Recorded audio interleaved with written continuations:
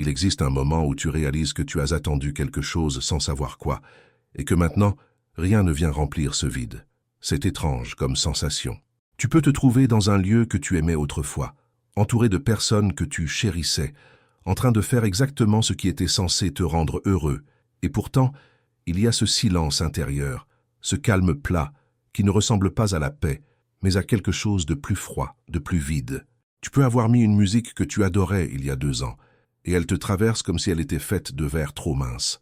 Les blagues que tu trouvais hilarantes te semblent maintenant appartenir à une personne morte depuis longtemps. Les ambitions que tu portais avec flamme ressemblent à des décors de théâtre éclairés par une lumière trop blanche qui révèle l'arnaque. Ce n'est pas la dépression comme on l'imagine, pas exactement. Ce n'est pas un effondrement dramatique, ni une montée de larmes. C'est quelque chose de plus insidieux, de plus silencieux. C'est comme si quelqu'un avait fermé progressivement le volume de ta vie jusqu'à ce que tu réalises que tu as continué à vivre dans le silence sans le remarquer vraiment. Tu continues à te lever, tu continues à bouger, tu continues à parler. Mais quelque chose en toi observa tout cela de très loin, comme un passager qui regarde par la fenêtre d'un train sans vraiment être là. Et maintenant tu te demandes. Tu commences à te poser la question la plus difficile, celle que personne n'ose vraiment formuler à voix haute parce qu'elle ressemble trop à un aveu de culpabilité. Suis-je déprimé? Est-ce que je suis simplement cassé à l'intérieur? Est-ce que je suis devenu cette personne froide, vide, évidée, incapable de vraiment sentir? Tu regardes autour de toi et tu vois les autres qui semblent encore pouvoir rire naturellement, qui semblent encore pouvoir vouloir des choses, qui semblent encore surpris par la beauté d'un coucher de soleil. Et toi, tu les observes comme quelqu'un qui regarde une pièce de théâtre depuis les coulisses. Tu vois le mécanisme, tu vois les cordes, tu vois comment on t'a appris à réagir, comment tu as appris à jouer le rôle de quelqu'un qui a des sensations normales. Et cette vision est intolérable, elle est solitaire, elle est terrifiante. Peut-être as-tu commencé à te demander si tu es arrogant. Si en quelque sorte, cette incapacité à jouir des choses simples est une forme de supériorité déguisée, un orgueil intellectuel qui te pousse à dédaigner ce que les autres trouvent de précieux. Tu penses à toi-même et tu vois peut-être cette dureté que tu as développée, cette distance que tu maintiens, cette tendance à analyser au lieu de simplement être. Et tu te dis, peut-être que je me suis éloigné volontairement de ces choses. Peut-être que c'est mon ego qui a décidé que c'était trop facile, trop simple, trop ordinaire pour quelqu'un comme moi. Peut-être suis-je simplement un égoïste qui confond son cynisme avec de la profondeur. Cette pensée te torture. Elle s'installe dans ta conscience comme une accusation permanente, une culpabilité qui ne quitte jamais.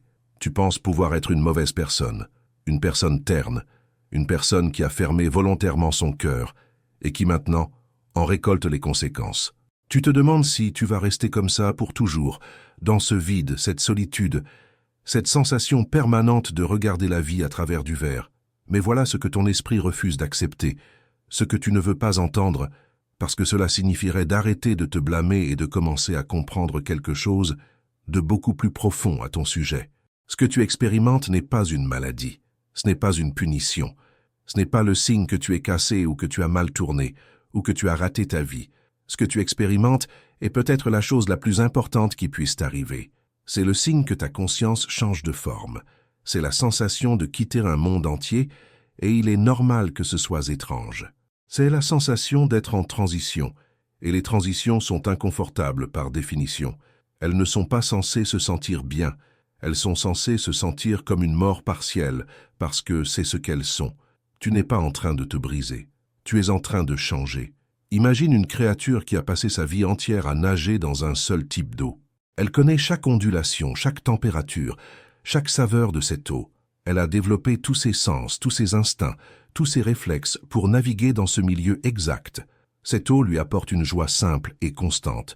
Elle ne pose pas de questions. Elle nage, elle se reproduit, elle se nourrit, elle vit. Mais maintenant, quelque chose a changé. Lentement, presque imperceptiblement, l'eau s'épaissit.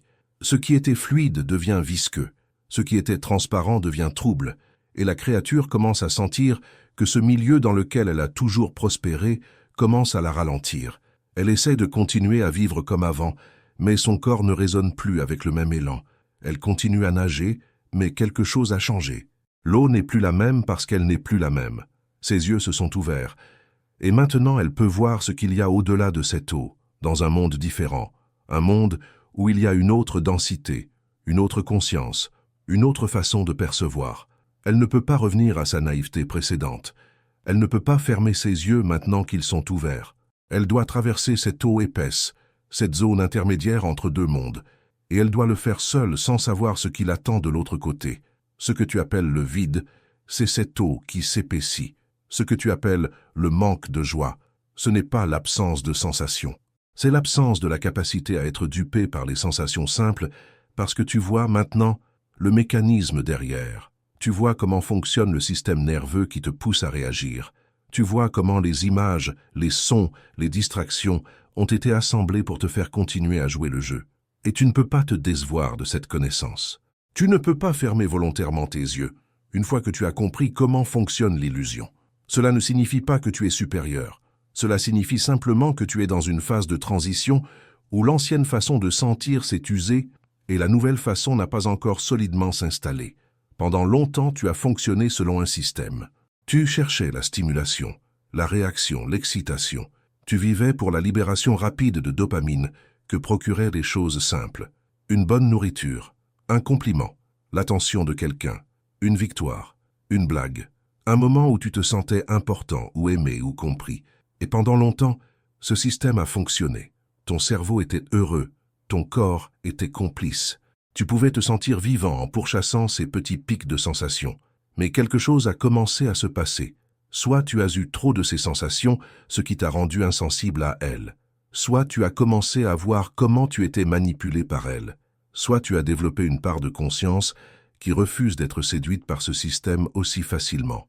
Et maintenant, les mêmes choses qui t'apportèrent de la joie t'ennuient. Non parce que tu es cassé, mais parce que tu as grandi hors du système. Tu as commencé à voir le palais où tu habitais comme une prison dorée. Tu as commencé à comprendre que tu n'étais pas vraiment libre. Tu étais juste contrôlé par des mécanismes très sophistiqués et agréables. Cette réalisation produit un vide. C'est vrai, ce vide est réel. Ce ne sont pas des imaginations, ce ne sont pas des dramatisations.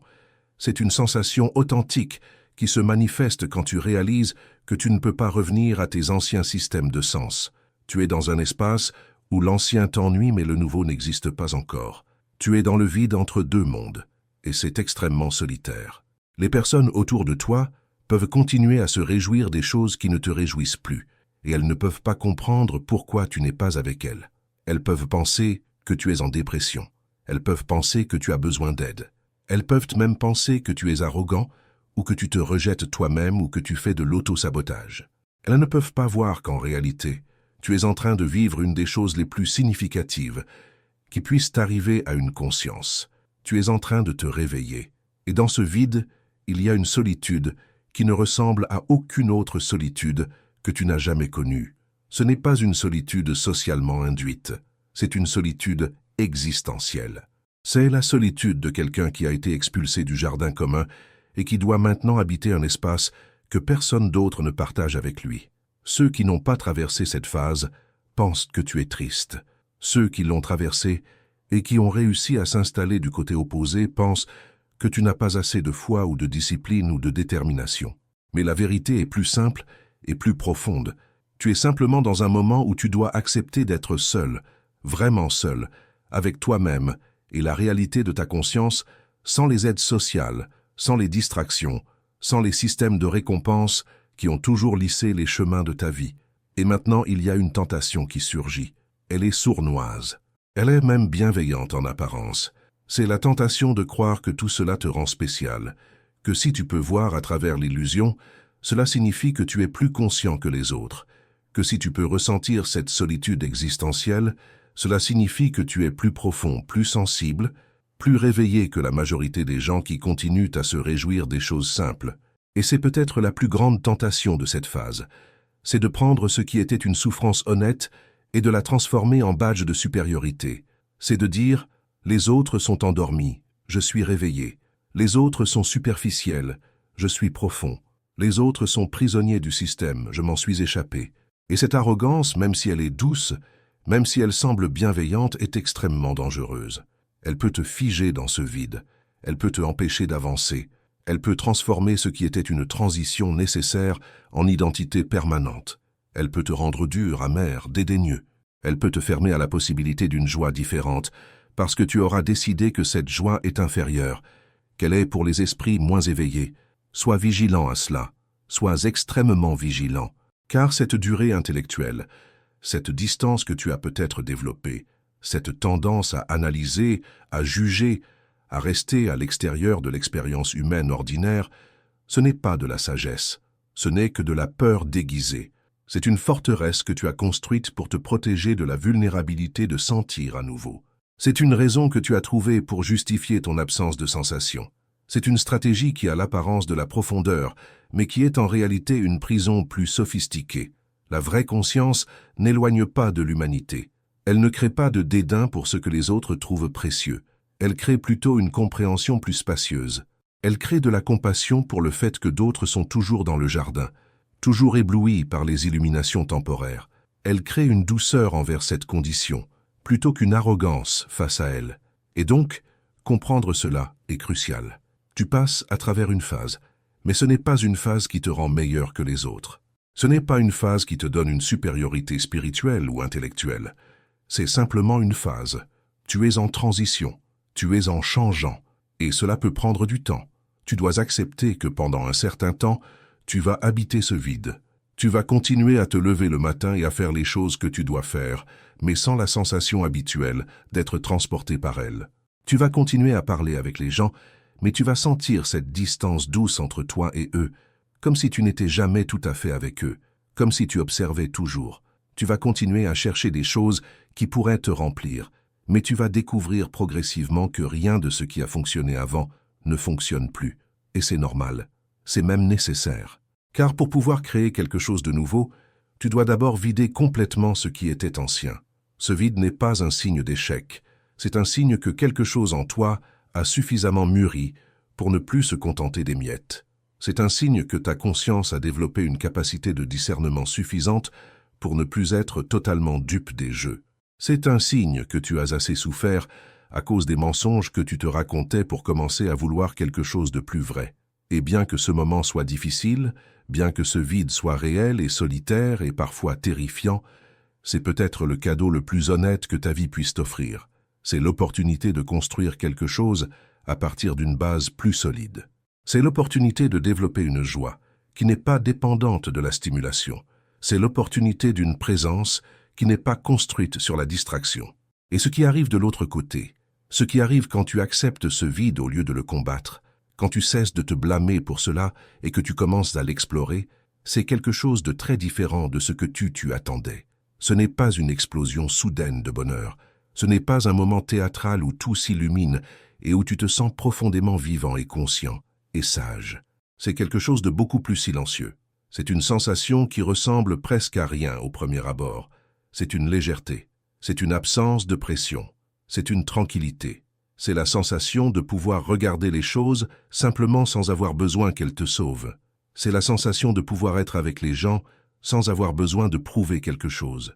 C'est la sensation de pouvoir faire les choses sans attendre d'elles qu'elles te complètent.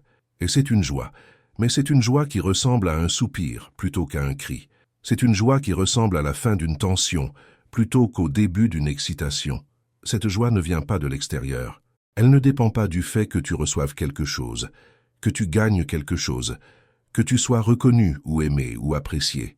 Elle dépend simplement du fait que tu arrêtes de lutter contre ce qui est.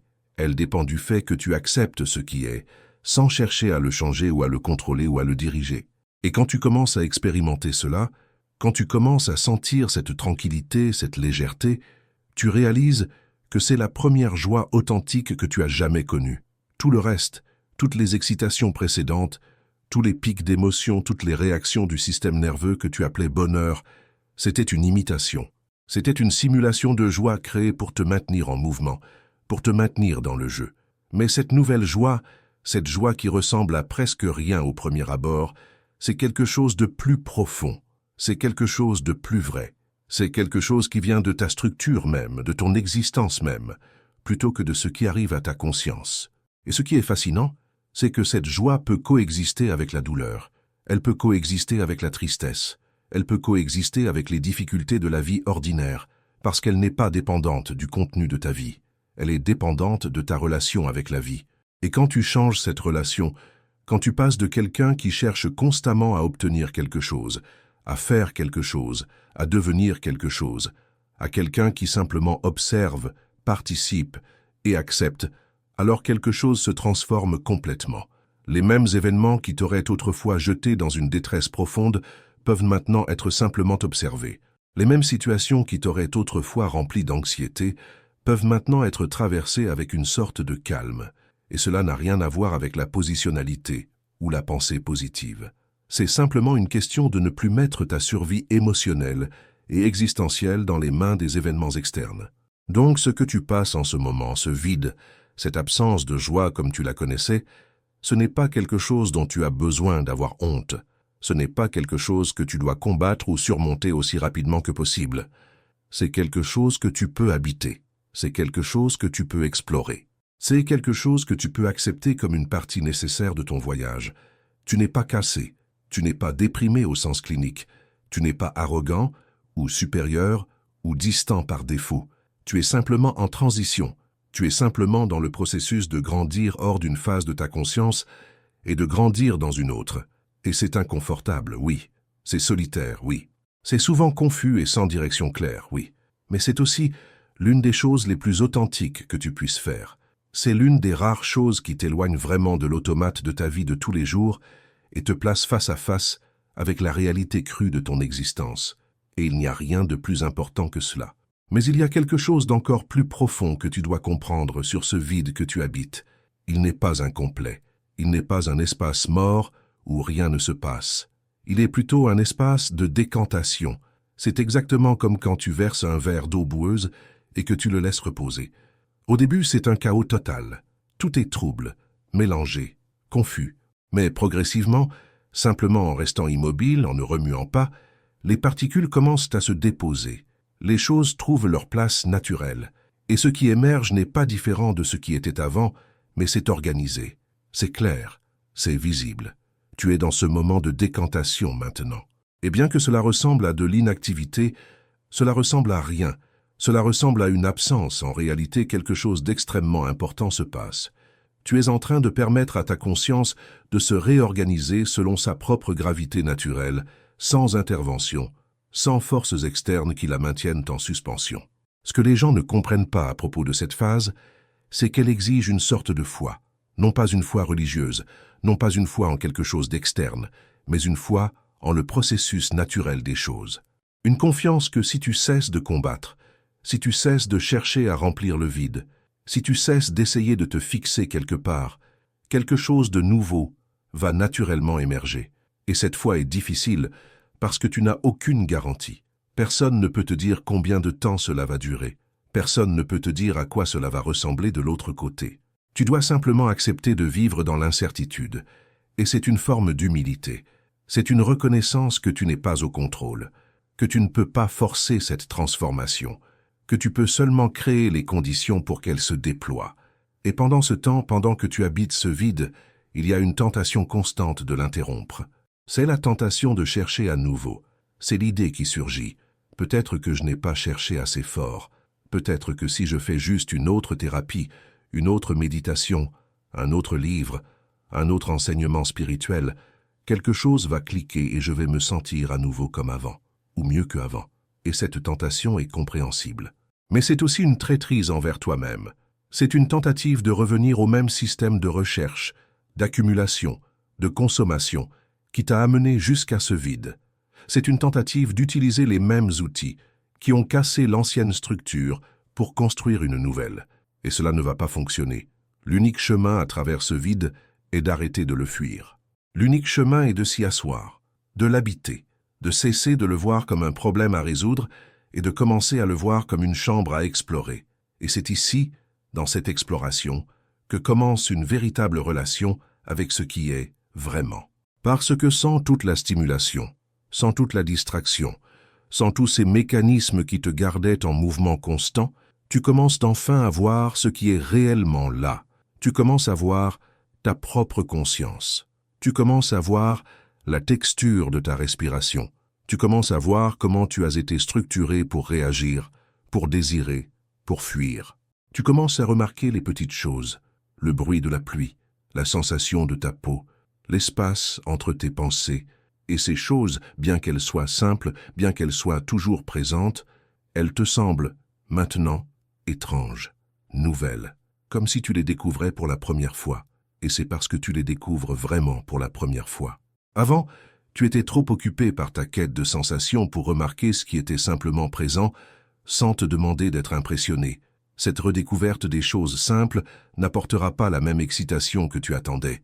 Elle n'apportera pas de pic de dopamine.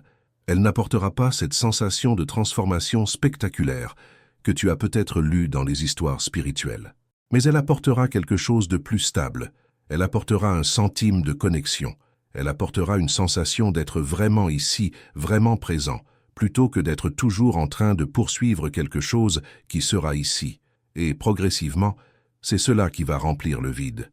Non pas par des choses supplémentaires, non pas par des additions à ta vie, mais par un changement fondamental dans ta relation à ce qui est déjà là.